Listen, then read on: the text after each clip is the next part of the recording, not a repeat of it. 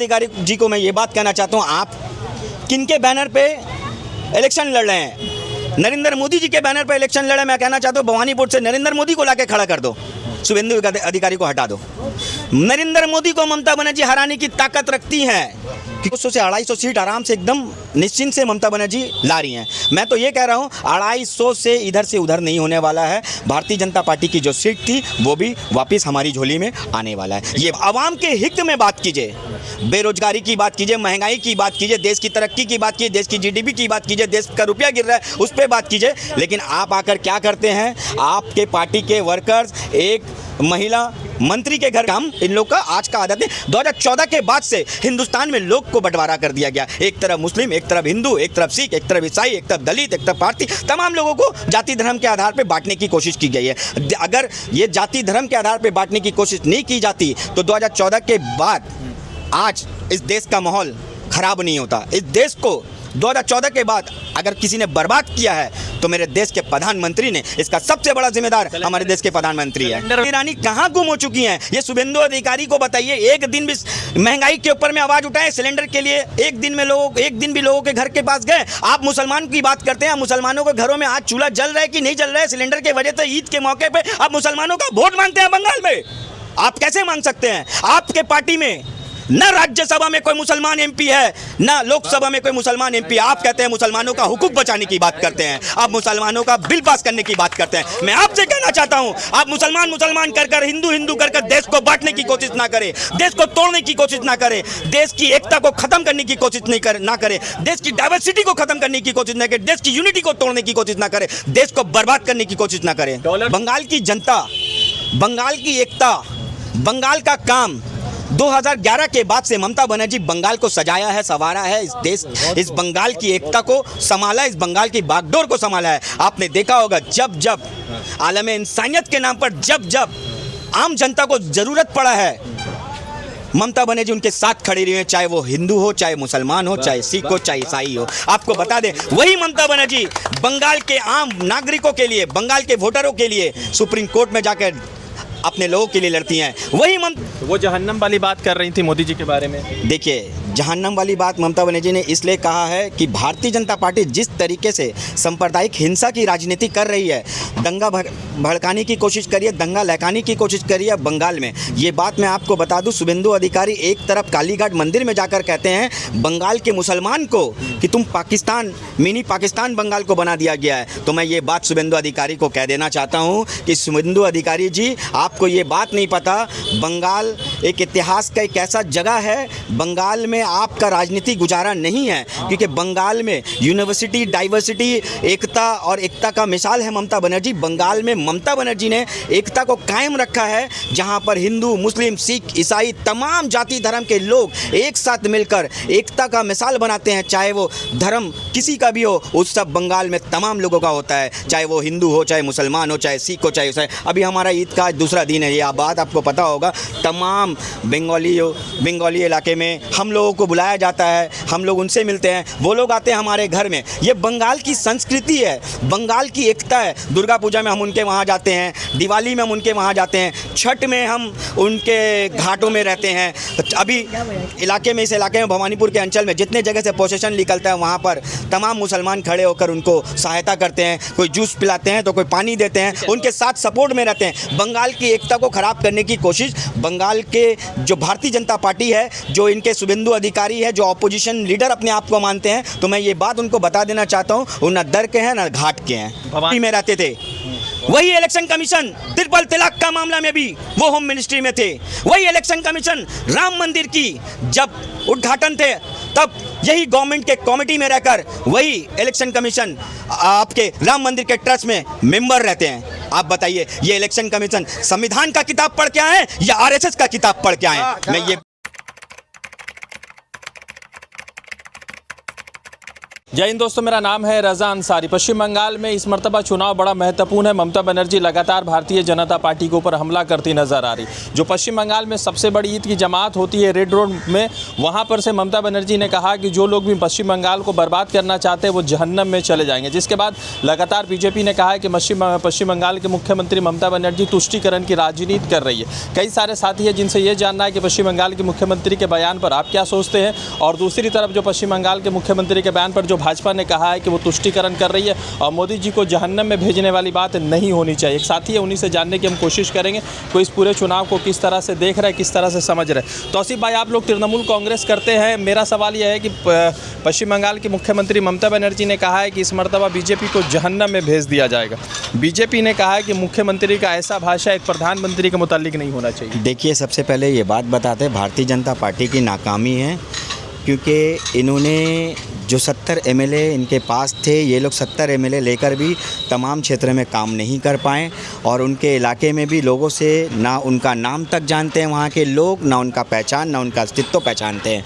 और बंगाल की मुख्यमंत्री एक मिसाल है एकता की, डाइवर्सिटी की, यूनिटी की, बंगाल की एकता की एक बहुत बड़ी मिसाल है कि ममता बनर्जी, ये पहली बार नहीं है, ईद के नमाज में ममता बनर्जी वहाँ पहुँची हैं। ये इलेक्शन के समय पे जो लोग कह रहे हैं कि इलेक्शन के समय पे ममता बनर्जी वो राजनीतिक मंच बना दी हैं, तो मैं ये बात कहना चाहता हूँ कि ये ममता बनर्जी हमेशा जाती हैं ईद के नमाज में, और ये अभी से नहीं, ये जब से उनकी सरकार है तब भी जाते थे, और पहले भी ये ईद का नमाज उसी रेड रोड में होता था।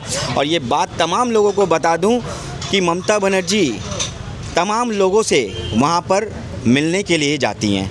तो वो जहन्नम वाली बात कर रही थी मोदी जी के बारे में। देखिए, जहन्नम वाली बात ममता बनर्जी ने इसलिए कहा है कि भारतीय जनता पार्टी जिस तरीके से सांप्रदायिक हिंसा की राजनीति कर रही है, दंगा भड़काने की कोशिश करी है, दंगा लहकाने की कोशिश करी है बंगाल में। ये बात मैं आपको बता दूं, शुभेंदु अधिकारी एक तरफ कालीघाट मंदिर में जाकर कहते हैं बंगाल के मुसलमान को कि तुम पाकिस्तान, मिनी पाकिस्तान बंगाल को बना दिया गया है। तो मैं ये बात शुभेंदु अधिकारी को कह देना चाहता हूँ कि शुभेंदु अधिकारी जी, आपको ये बात नहीं पता, बंगाल एक इतिहास का एक ऐसा जगह है, बंगाल में आपका राजनीतिक गुजारा नहीं है, क्योंकि बंगाल में यूनिवर्सिटी, डाइवर्सिटी, एकता और एकता का मिसाल है ममता बनर्जी। बंगाल में ममता बनर्जी ने एकता को कायम रखा है, जहां पर हिंदू, मुस्लिम, सिख, ईसाई, तमाम जाति धर्म के लोग एक साथ मिलकर एकता का मिसाल बनाते हैं। चाहे वो धर्म किसी का भी हो, उत्सव बंगाल में तमाम लोगों का होता है, चाहे वो हिंदू हो, चाहे मुसलमान हो, चाहे सिख हो, चाहे ईसाई। अभी हमारा ईद का आज दूसरा दिन है, ये बात आपको पता होगा। तमाम बंगाली इलाके में हम लोगों को बुलाया जाता है, हम लोग उनसे मिलते हैं, वो लोग आते हैं हमारे घर में। ये बंगाल की संस्कृति है, बंगाल की एकता है। दुर्गा पूजा में हम उनके वहाँ जाते हैं, दिवाली में हम उनके वहाँ जाते हैं, छठ में हम उनके घाटों में रहते हैं। अभी कुछ दिन बाद 26 तारीख को रामनवमी है, आपको देखने को मिलेगा बंगाल में, यही खिदिरपुर के इलाके में, इसी भवानीपुर अंचल में आपको देखने को मिलेगा। जितना इलाके में, इस इलाके में, भवानीपुर के अंचल में जितने जगह से प्रोसेशन निकलता है, वहाँ पर तमाम मुसलमान खड़े होकर उनको सहायता करते हैं, कोई जूस पिलाते हैं तो कोई पानी देते हैं, उनके साथ सपोर्ट में रहते हैं। बंगाल की एकता को ख़राब करने की कोशिश बंगाल के जो भारतीय जनता पार्टी है, जो इनके शुभेंदु अधिकारी है, जो ऑपोजिशन लीडर अपने आप को मानते हैं, तो मैं ये बात उनको बता देना चाहता हूँ, वो ना दर के हैं ना घाट के हैं। भवानीपुर में शुभेंदु अधिकारी ममता बनर्जी को चैलेंज देने के लिए इलेक्शन लड़ रहे हैं, और कहा जा रहा है कि ममता बनर्जी थोड़ा सा डिस्टर्ब हो गई इस डिसीजन से। तो मैं आपको एक बात बता देना चाहता हूँ, मैं शुभेंदु अधिकारी जी को मैं ये बात कहना चाहता हूँ, आप किनके बैनर पे इलेक्शन लड़ रहे हैं? नरेंद्र मोदी जी के बैनर पे इलेक्शन लड़े। मैं कहना चाहता हूँ भवानीपुर से नरेंद्र मोदी को लाके खड़ा कर दो, शुभेंदु अधिकारी को हटा दो। नरेंद्र मोदी को ममता बनर्जी हराने की ताकत रखती हैं, क्योंकि बंगाल एक ऐसा स्टेट है जहां पर सेकुलरिज्म का पहचान माना जाता है, और दूसरे राज्यों को सीखने की ज़रूरत है। ये बात मैं यहां से आज कह रहा हूं। में क्या होगा? भवानीपुर में ममता बनर्जी लाखों से जीत हासिल करेंगी। ये बात भवानीपुर की जनता 2026 का जो इलेक्शन है, 5 मई को जो रिज़ल्ट निकलेगा, 4 मई को जो रिज़ल्ट निकलेगा, उसी दिन आपको पोलिंग बूथ से, जो बैलेट बॉक्स से जो दिखेगा, ये आपको समझ में आ जाएगा। कितनी सीटें ममता बनर्जी की? ममता बनर्जी 200 से 250 सीट आराम से एकदम निश्चिंत से ममता बनर्जी ला रही हैं। मैं तो ये कह रहा हूँ 250 से इधर से उधर नहीं होने वाला है। भारतीय जनता पार्टी की जो सीट थी वो भी वापस हमारी झोली में आने वाला है। ये बात एक सवाल है, उत्तम नगर में जैसा कुछ हुआ एक घटना, ममता बनर्जी ने कल से अभिषेक बनर्जी कह रहे हैं कि भाई को भाई से लड़ाने की कोशिश है। अभिषेक बनर्जी ने कहा कि किसी के बाप का हिंदुस्तान थोड़ी है। तो आपको नहीं लगता है कि अभिषेक बनर्जी और ममता बनर्जी इस बात को समझ रहे हैं कि यहाँ पे सांप्रदायिक तरीके से वोट कराने की कोशिश चल रही है?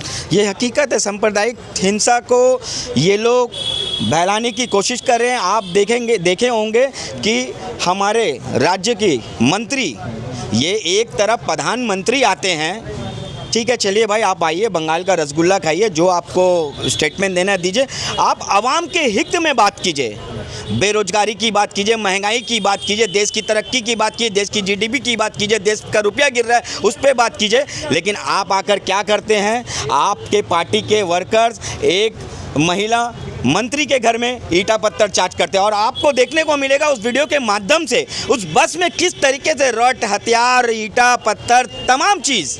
आप एक बात बताइए, बस से लोग आ रहे हैं, एक राज्य की मंत्री के ऊपर में, महिला मंत्री के ऊपर में, उनके घरों में ईटा पत्थर चलाया जा रहा है। तो ये हिंसा नहीं है, ये तुष्टीकरण की राजनीति भारतीय जनता पार्टी आज से नहीं, ये उनके ऊपर में आरोप पूरा भारतवर्ष में लगाई गई। उनके जो छोटे छोटे आरएसएस के जो दल है, आरएसएस के जो चंगू मंगू जो लोग हैं ना, ये लोग भारतीय जनता पार्टी के हित में काम करते हैं और देश में दंगा लगाने की काम करते हैं। देश में दंगा लगाने की काम इन लोग का आज का आदत है। 2014 के बाद से हिंदुस्तान में लोग को बंटवारा कर दिया गया, एक तरफ मुस्लिम, एक तरफ हिंदू, एक तरफ सिख, एक तरफ ईसाई, एक तरफ दलित, एक तरफ भारतीय, तमाम लोगों को जाति धर्म के आधार पर बांटने की कोशिश की गई है।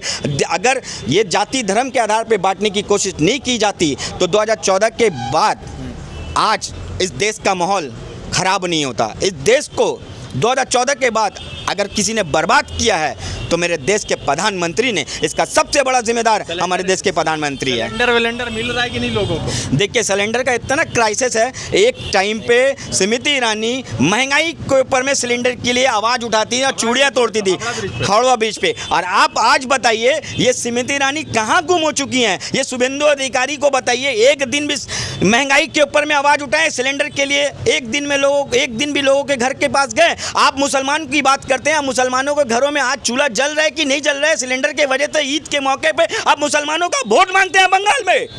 आप कैसे मांग सकते हैं? आपके पार्टी में न राज्यसभा में कोई मुसलमान एमपी है, न लोकसभा में कोई मुसलमान एमपी। आप कहते हैं मुसलमानों का हुकूक बचाने की बात करते हैं, आप मुसलमानों का बिल पास करने की बात करते हैं। मैं आपसे कहना चाहता हूं, आप मुसलमान कर हिंदू कर देश को बांटने की कोशिश ना करें, देश को तोड़ने की कोशिश ना करें, देश की एकता को खत्म करने की कोशिश ना करें, देश की डाइवर्सिटी को खत्म करने की कोशिश ना करें, देश की यूनिटी को तोड़ने की कोशिश ना करें, देश को बर्बाद करने की कोशिश ना करें। डॉलर 94 रुपए के करीब हो गया, 93 रुपए 37 पैसा। क्या लगता है कि प्रधानमंत्री ने 2011 में कहा था कि जैसे जैसे रुपया गिरता है देश की छवि गिरती है, देश की प्रधानमंत्री का गौरव गिरता है, तो आप प्रधानमंत्री रुपया पर बात नहीं कर रहे हैं? देखिए मैं आपको बता दूं, एक वक्त में मनमोहन सिंह हमारे देश की आर्थिक स्थिति को संभाला था।